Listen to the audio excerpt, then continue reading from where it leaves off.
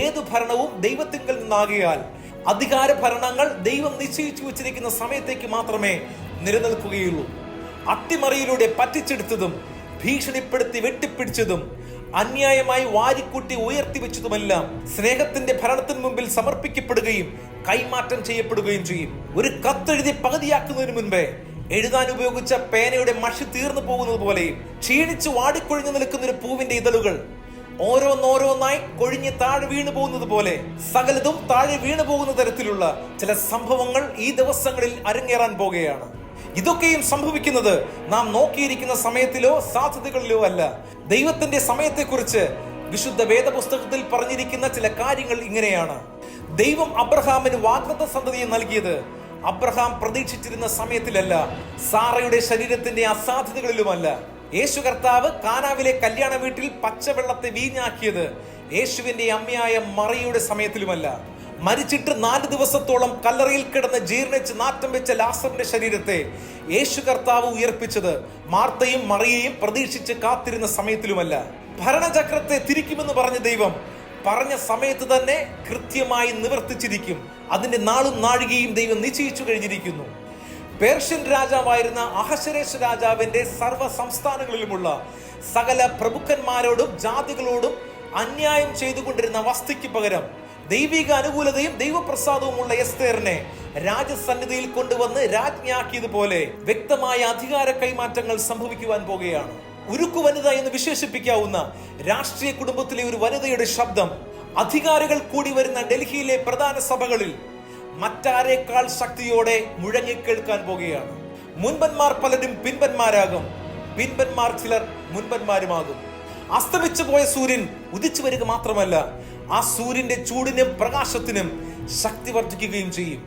ഔദ്യോഗിക ഭരണം ഒരുവന്റെ കയ്യിലും യഥാർത്ഥമായി ഭരിക്കുന്നത് മറ്റൊരുവനുമാണെന്നുള്ള തലക്കെട്ടോടുകൂടിയുള്ള വാർത്തകൾ നാം ഈ ദിവസങ്ങളിൽ അധികം താമസിക്കാതെ കാണാൻ പോകുകയാണ്.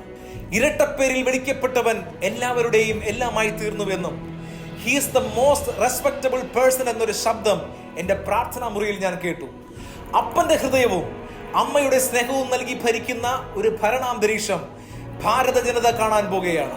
ഞാനിനി നിങ്ങളോട് പറയാൻ പോകുന്ന പ്രവചന ശബ്ദങ്ങൾ വളരെ പ്രാർത്ഥനയോടും ശ്രദ്ധയോടും കൂടെ കേൾക്കുവാൻ ഞാൻ ദൈവനാമത്തിൽ ഓർപ്പിക്കുന്നു.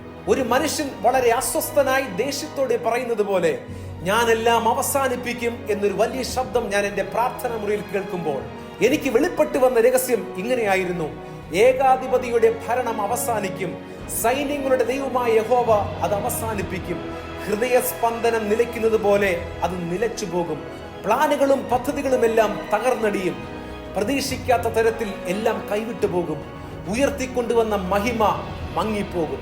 നാം ചിന്തിക്കുന്ന സമയത്തിലല്ല, അതിന്റെ നാളും നാഴികയും ദൈവം നിശ്ചയിച്ചു കഴിഞ്ഞിരിക്കുന്നു. ഞാൻ ഒന്നുകൂടി അത് ആവർത്തിക്കുന്നു.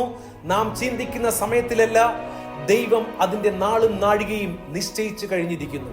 ഇതുമായി ബന്ധപ്പെട്ട് ഇന്ത്യയിലെ ചില പ്രവാചകന്മാർക്ക് വെളിപ്പെട്ട് കിട്ടിയതുപോലുള്ള ഒരു ദർശനം ഞാൻ കണ്ടു. ഭാരതത്തിന്റെ ദേശീയ പക്ഷിയായ മയിൽ അതിന്റെ പീലികൾ ഭംഗിയായി വിടർത്തി നിന്നാടുകയും ഡൽഹിയിലെ രാജ്യത്തിന്റെ പ്രധാന കെട്ടിടത്തിന്റെ റൂഫിലായി മയിൽപീലികൾ ഭംഗിയായി ഒട്ടിച്ചു വെച്ചിരിക്കുന്ന ഒരു കാഴ്ച എന്റെ ദർശനത്തിലൂടെ ഞാൻ കണ്ടു. ഞാൻ ഈ കണ്ട ദർശനത്തിന് 2 മിനിറ്റോളം ദൈർഘ്യമുണ്ടായിരുന്നു.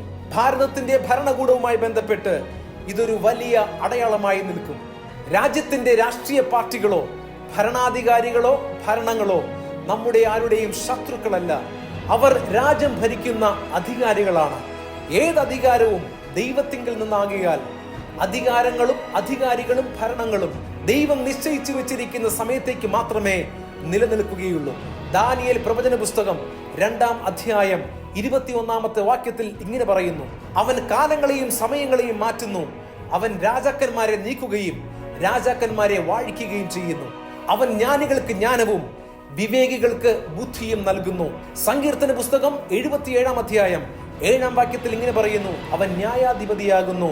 ഒരുത്തനെ താഴ്ത്തുകയും മറ്റൊരുത്തനെ ഉയർത്തുകയും ചെയ്യുന്നു. ഭാരതത്തിലെ ഒരു പ്രത്യേക മതത്തിന്റെ ആരാധനാലയമായി ബന്ധപ്പെട്ട് അഴിച്ചുവിട്ട ആക്രമണങ്ങളും കലാപങ്ങളും പിന്നത്തേതിൽ അവർക്കെതിരായി പാസാക്കിയ പ്രഖ്യാപനങ്ങളും നിയമങ്ങളും അധികാര ഭരണങ്ങളുടെ നിലനിൽപ്പിന് തന്നെ വളരെ സാരമായി ബാധിക്കാൻ പോകുകയാണ്. അധികാര ഭരണങ്ങളെ സുരക്ഷിതമാക്കുവാൻ പുറത്തുവിടുന്ന ബില്ലുകളും അജണ്ടകളും ഉപായങ്ങളുമെല്ലാം അബദ്ധങ്ങളായി തിരിച്ചടിക്കുവാൻ പോകുകയാണ്. ഉയർത്തിക്കൊണ്ടുവന്നതെല്ലാം ശൂന്യമായി പോകും. അധികാര ഭരണം വിഭാഗിക്കപ്പെടും. പടുവൃക്ഷത്തിന്റെ ചുവട്ടിൽ കോടാലി വെച്ച് കഴിഞ്ഞിരിക്കുന്നു. കൂടെയുള്ള വൃക്ഷങ്ങൾ വേരോടെ പിഴുതു വീഴും. 2-3 മണിക്കൂറുകൾ നീണ്ടു നിൽക്കുന്ന ഒരു ചലച്ചിത്രത്തിന്റെ കഥ അവസാനിച്ച് തീരുന്നതുപോലെ ചിലതിന്റെ കഥ അവസാനിക്കാൻ പോകുകയാണ്.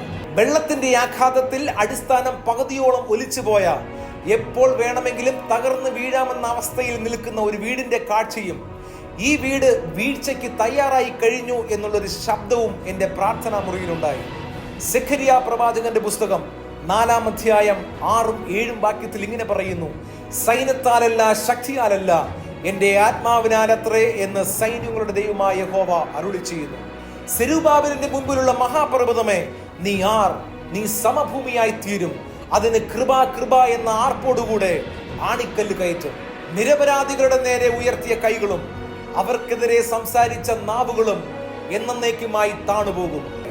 ഏകാധിപതിയുടെ അവസാന നാളുകളിൽ സർവ്വസൈന്യാധിപനായ ദൈവമായ യഹോവ ആരാണെന്ന് വളരെ വ്യക്തമായി അദ്ദേഹം തിരിച്ചറിയും.